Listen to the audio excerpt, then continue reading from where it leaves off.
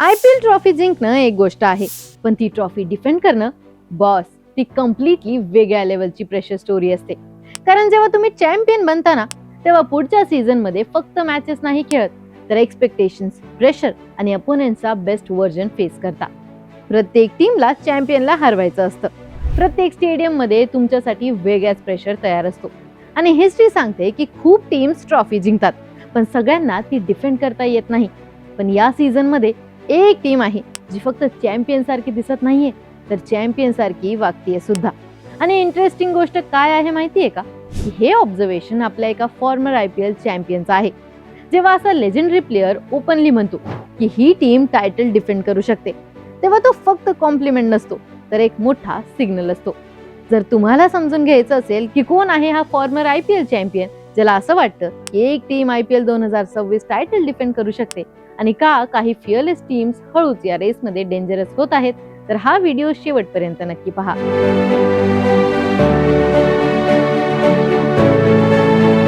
Royal challengers बेंगळुरूने शेवटी त्यांच्या history मधला सगळ्यात मोठा अपूर्ण स्वप्न पूर्ण केलं. वर्षांवर मीम्स, हार्ट ब्रेक्स आणि आपली पहिली IPL ट्रॉफी जिंकण्याचा प्रेशर घेऊन फिरणारी टीम शेवटी चॅम्पियन बनली. आणि इंटरेस्टिंग म्हणजे ट्रॉफी जिंकल्यानंतर सुद्धा RCB मध्ये ओव्हर कॉन्फिडन्स दिसला नाही, उलट क्लॅरिटी दिसली. आणि कदाचित म्हणूनच IPL 2026 मध्ये सुद्धा ही टीम तितकीच डेंजरस दिसत आहे. सध्या RCB पॉइंट्स टेबलवर सेकंड पोझिशनला आहे. 9 मॅचेस मध्ये 6 विन्स. नंबर्स चांगले आहेतच, पण खरी गोष्ट नंबर्स पेक्षा त्यांच्या क्रिकेटमध्ये दिसते. कारण काही टीम्स मॅचेस जिंकतात लकने, तर काही टीम्स मॅचेस कंट्रोल करतात प्रोसेसने. आणि RCBचा गेम बघितला की असं वाटतं की ही टीम आता फक्त स्टार पॉवरवर नाही चालत, तर प्लॅनिंगवर चालत आहे. सुरेश रैनाने सुद्धा हाच पॉइंट हायलाइट केला. तो म्हणतो की RCB फक्त 240-250 रन्स करून जिंकणारी टीम नाही, त्यांच्या बॅटिंग लाईनअप मधल्या प्रत्येक प्लेअरला त्यांचा रोल क्लिअर माहिती आहे. आणि ऑनेस्टली बघायला गेलं तर चॅम्पियन टीम्स मध्ये हाच डिफरन्स असतो. कारण काही टीम्स मध्ये प्लेयर्स फेमस असतात, पण चॅम्पियन टीम्स मध्ये प्लेयर्स फंक्शनल असतात. RCBचं बॅटिंग युनिट या सीझन मध्ये एक्झॅक्टली तेच करताना दिसतोय. कोणी अँकरचा रोल प्ले करतोय, कोणी मिडल ओव्हर स्टेबलाइज करतंय, तर कोणी डेथ ओव्हर्स मध्ये एक्सेलरेट करतंय. सगळ्यांना माहिती आहे की त्यांना काय करायचं आहे. आणि जेव्हा ड्रेसिंग रूम मध्ये क्लॅरिटी असते ना, तेव्हा प्रेशर मोमेंट्स मध्ये पॅनिक कमी होतो. पण या सगळ्यात इंटरेस्टिंग गोष्ट आहे रजत पाटीदारची. काही वर्षांपूर्वी हा प्लेअर RCB स्क्वॉड मध्ये एक टॅलेंटेड बॅटर म्हणून बघितला जायचा, पण आता तो टायटल डिफेंडिंग कॅप्टन आहे. आणि कॅप्टन म्हणून त्याचा कामनेस खूप नोटिसेबल आहे. रैनाने सुद्धा स्पेसिफिकली मेन्शन केलं की रजत पाटीदार समोरून टीमला लीड करत आहे. आणि लीडरशिप फक्त टॉसला जाऊन फील्ड चूज करणं नसतं. लीडरशिप दिसते जेव्हा मॅच प्रेशर मध्ये असते, जेव्हा बॉलिंग चेंजेस परफेक्ट दिसतात, जेव्हा बॅटिंग ऑर्डर फ्लेक्झिबल असतो, आणि जेव्हा कॅप्टन पॅनिक होत नाही. RCBचं बॉलिंग अटॅक सुद्धा या सीझन मध्ये खूप बॅलन्स दिसतोय. IPL मध्ये बॅटिंग हेडलाईन्स घेते, पण ट्रॉफीज युजली बॉलर्स जिंकून देतात. आणि RCBचे बॉलर्स या सीझन मध्ये एक्झॅक्टली तेच करताना दिसतात.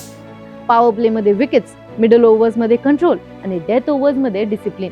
ही टीम आता फ्लॅशी कमी आणि कम्प्लीट जास्त दिसते. पण IPL मध्ये एक प्रॉब्लेम आहे, तुम्ही चांगले असाल तरी ते इनफ नसतं, कारण दुसऱ्या बाजूला सुद्धा डेंजरस टीम्स आहेत. आणि म्हणूनच सुरेश रैनाने दुसरी टीम मेन्शन केली, राजस्थान रॉयल्स. RRचा सीझन बघितला की एक गोष्ट इन्स्टंटली नोटीस होते, तो म्हणजे त्यांचा फिअरलेसनेस. ही टीम प्रेशर मध्ये सुद्धा बोल्ड क्रिकेट खेळते. रैना म्हणतो की 18 वर्षांनंतर राजस्थान रॉयल्स काही गोष्टी परफेक्टली करताना दिसत आहेत. त्यांची स्टोरी सुरू होते वैभव सूर्यवंशी पासून. फिअरलेस ओपनर, यंग ब्लड, प्रेशरचा काही इफेक्ट नाही, पॉवर प्ले मध्ये बॉलर्सवर अटॅक करायचा आणि मोमेंटम क्रिएट करायचा, ही मेंटॅलिटी RRला वेगळी आयडेंटिटी देते. IPL मध्ये काही यंग प्लेयर्स टॅलेंटमुळे फेमस होतात, पण काही प्लेयर्स ॲटिट्यूडमुळे नोटिसेबल होतात. वैभवचा इम्पॅक्ट एक्झॅक्टली तसा दिसतो. त्याच्यासोबत आहे Jofra Archer.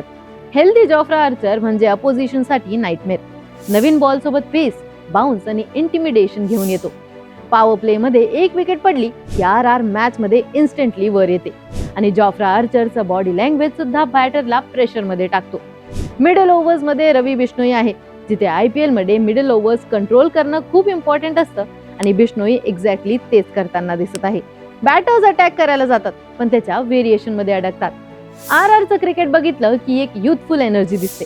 Fearless cricket, aggression, intent आणि कदाचित म्हणूनच सुरेश रैना म्हणतात की ही टीम वॉचेबल क्रिकेट खेळते. पण IPL रेस इथे संपत नाही, कारण गुजरात टायटन्स सुद्धा हळूच डेंजरस होत आहेत. पॉइंट्स टेबलवर 5th पोझिशनवर असली तरी GTला अंडर एस्टिमेट करणं रिस्की आहे, कारण काही टीम्स सीझनच्या सुरुवातीला पीकवर असतात तर काही टीम्स योग्य वेळी डेंजरस होतात. आणि सुरेश रैनाचं म्हणणं आहे की गुजरात टायटन्स अगदी योग्य वेळेस फॉर्म मध्ये येत आहे. त्याचं सगळ्यात मोठं रिझन आहे रशीद खान. काही मॅचेस शांत गेल्या, पण आता रशीद खान पुन्हा एकदा रिदम मध्ये दिसू लागला आहे. आणि जेव्हा रशीद खान फॉर्म मध्ये येतो ना, तेव्हा मिडल ऑर्डर्स मध्ये रन करणं अचानक डिफिकल्ट होऊन जातं. बॅटर्स कन्फ्युज होतात, अटॅक करायचं की सर्व्हाइव्ह करायचं. त्याचसोबत शुभमन गिल सुद्धा या सीझन मध्ये वेगळ्या इंटेंटने बॅटिंग करत आहे. ट्रेडिशनली एलिगंट आणि कंपोज्ड बॅटिंग साठी ओळखला जाणारा गिल आता हायर स्ट्राईक रेटने रन्स करतोय. आणि जेव्हा क्लासी प्लेअर एग्रेशन ऍड करतो तेव्हा तो आणखी डेंजरस होतो. पण या सगळ्या टीम्स मधून सुद्धा सुरेश रैना शेवटी एका टीमवर थांबतो, ती आहे RCB.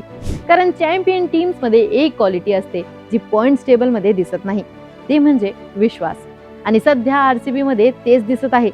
टीम मध्ये क्लॅरिटी आहे, रोल्स क्लिअर आहेत, कॅप्टन काम आहे, बॉलर्स रिदम मध्ये आहेत आणि सगळ्यात इम्पॉर्टंट म्हणजे प्रेशर आता त्यांना घाबरवत नाहीये.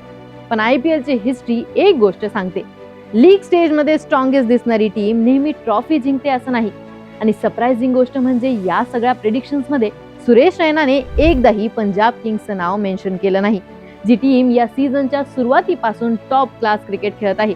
ती ट्रॉफी कंटेंडर्स मध्ये नसणे सुद्धा खूप मोठा टॉकिंग पॉइंट बनला आहे.